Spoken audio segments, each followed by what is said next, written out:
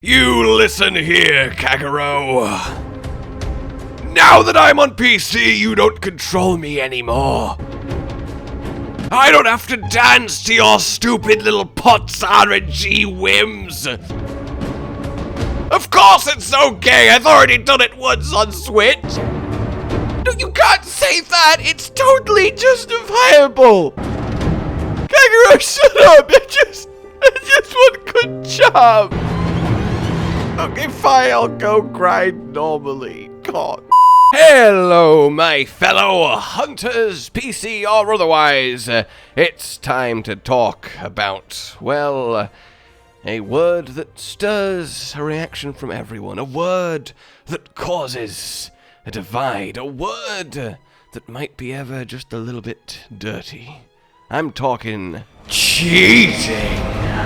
And all things therein included, because I have been asked to address this topic since Monster Hunter Rise PC has come out, as there has been a flurry of people doing what you could fairly describe as cheating, but there is also a flurry of people doing what you could fairly describe as catching up their save to their Switch version. Whether either or is acceptable, right, wrong, something that should be condemned, something that should be encouraged, something that should be ignored, well, there is a lot to say about all angles. So, firstly, let's highlight what actually is, air quotes, cheating when it comes to a Monster Hunter game. For me, there is 4 distinct overarching categories.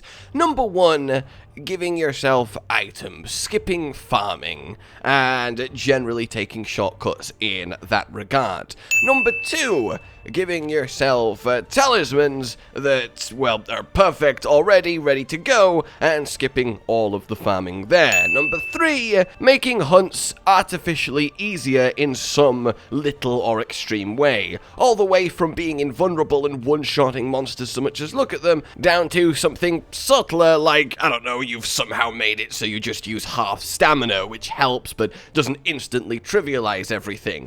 And finally then, there is the mod category, the, I would say, do something for entertainment purposes category. Put in a custom monster, or a moveset change to a weapon that's fun, or a new hairstyle, or, I don't know, make your hunter a duck.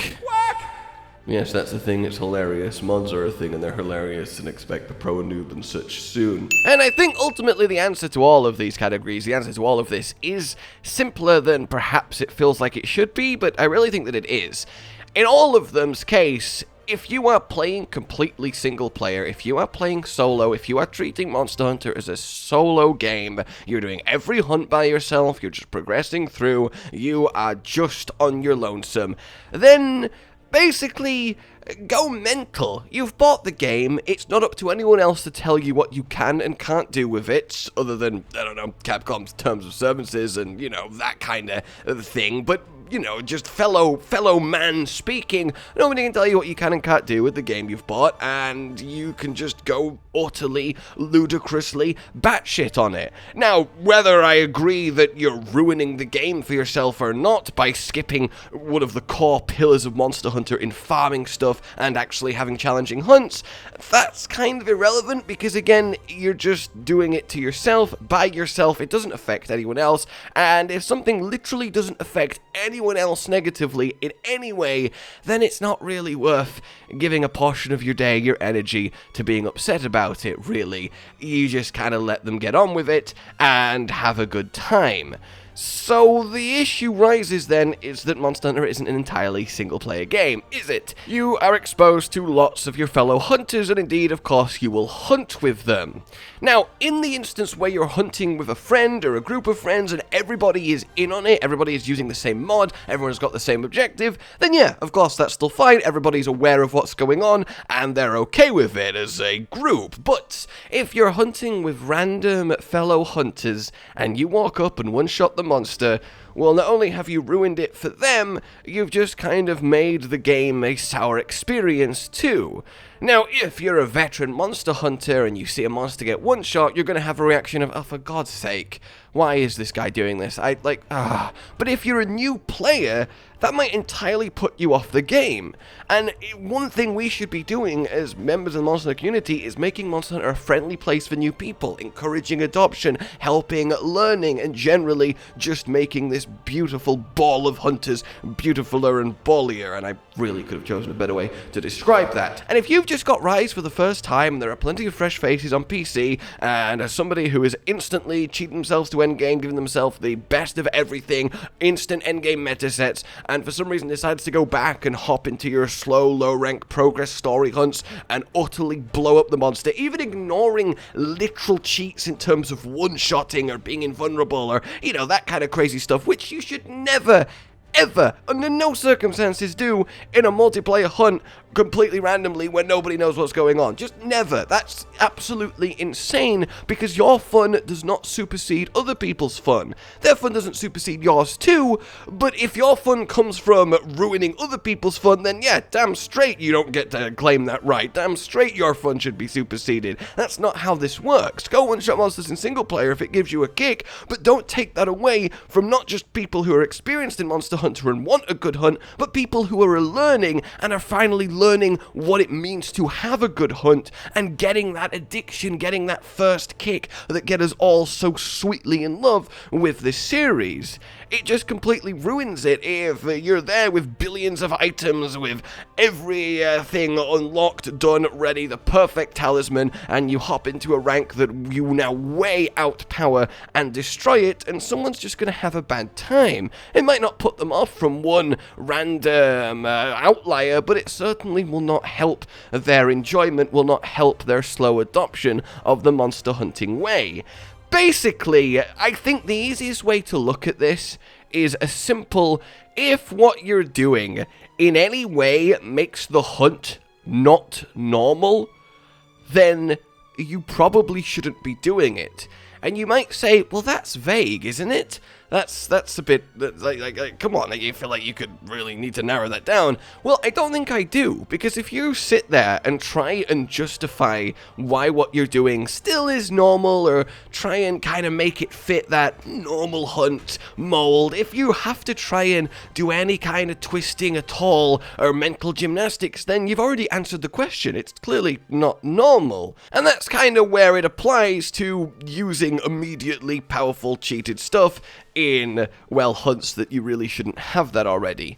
Now, of course, you can ask the question, well, one, why do you care so much? It's not like this really ever will affect you. And no, it doesn't. But as I say, I have a vested interest in the Monster Hunter community, and I don't want it ruined by people who I could argue are ruining the game for themselves. But again, if they're doing it in single player, then more power to them, I suppose. But the point is, it leads to another question of, okay, sure, you don't want an endgame meta set in a low-rank new player's progression hunt, but you could do that without cheating. Somebody could have an open lobby, you could join as someone who has grinded all of the items and armor normally, and then still destroy their monster, and yes, sure, you could. It's not inherently a problem of cheating. Cheating just gets someone to the position to do it faster. You still shouldn't, with naturally grinded items, go ruin someone's low-rank hunts by killing the monster before they've had a chance to, well, learn and enjoy themselves. That's just a weird thing to do, unless, of course, said low-rank player has asked for the help.